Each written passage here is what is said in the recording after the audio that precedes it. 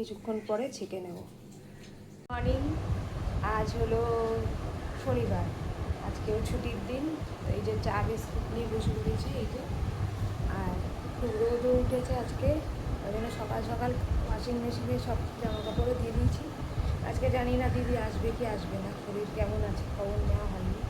তো যাই হোক, চলো আজকের দিনটা এইভাবেই স্টার্ট করি। আগে আগে দেখতে থাকো আমার ব্লগে কী হতে চলেছে।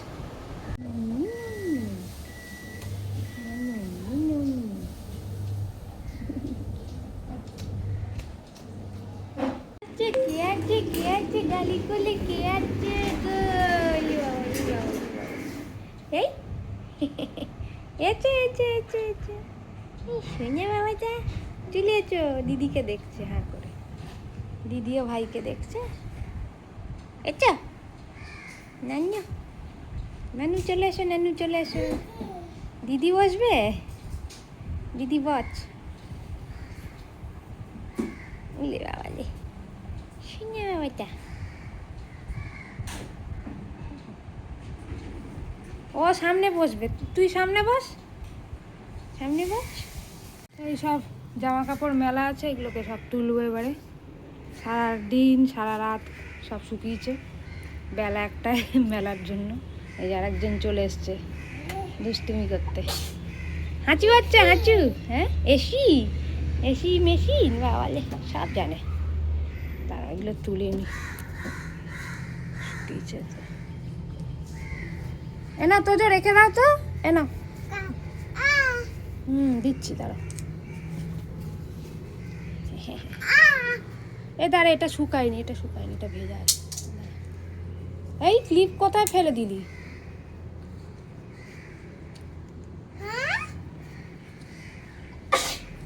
আবার হেঁচে যায় শুধু। হ্যাঁ এনে এনে, ওটা ধরে না, না ধরো। হ্যাঁ বাবুর রটি হয়েছে, রটি রটি আর মিক্স ডাল। মেয়েকেও দিয়ে দিচ্ছি, ড্রয়িং ক্লাস আছে, তাড়াতাড়ি যেতে হবে। এটা কি হচ্ছে বুঝু বুঝু, এ কি ভাষা বলো? Happy birthday. কার হ্যাপি বার্থডে? তোজোর? তোজোরটা আগে হ্যাপি বার্থডে, তারপর দিদির।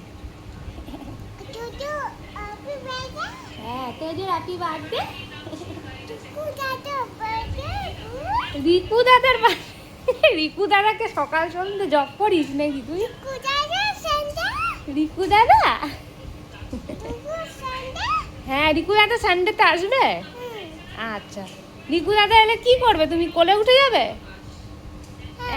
আচ্ছা ঠিক আছে, লজ্জা পাবে না তো? থেকে কিছু অর্ডার করেছিলাম, চাল, টমেটো দরকার ছিল না, আবার টমেটো অর্ডার দিয়েছি, আলু, পেঁয়াজ, আলু।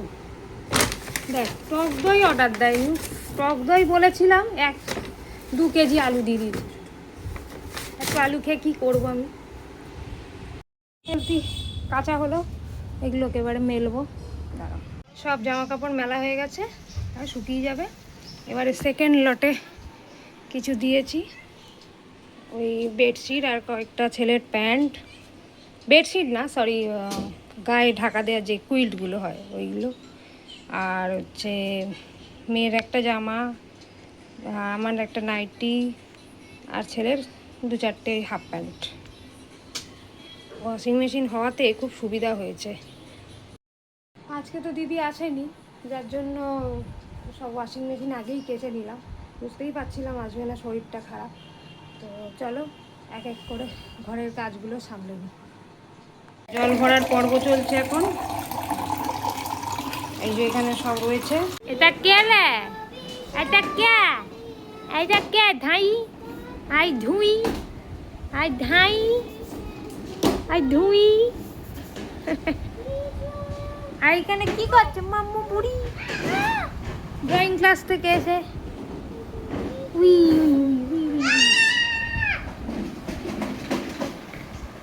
সবসময় দুষ্টুমি। লাঞ্চ মেনু আছে আলু পোস্ত, ভাত, ডাল আর দই মাছ, ব্যাস। তো এই এতক্ষণ আলমারি এসেছিলো, আলমারি সব সেটিং চলছিল, বুঝাতে বুঝাতে গিয়ে তারপর ছেলে মেয়েকে স্নান করিয়ে খাওয়াতে অনেক দেরি হয়ে গেছে। চলো খেয়ে নিই, লাঞ্চটা সেরে নিই। চলো। ঘুম থেকে উঠে কি অবস্থা দেখছি, ঝড় বৃষ্টি। আগে তো জামা কাপড়গুলো তুললাম, কি বৃষ্টি ঝড়।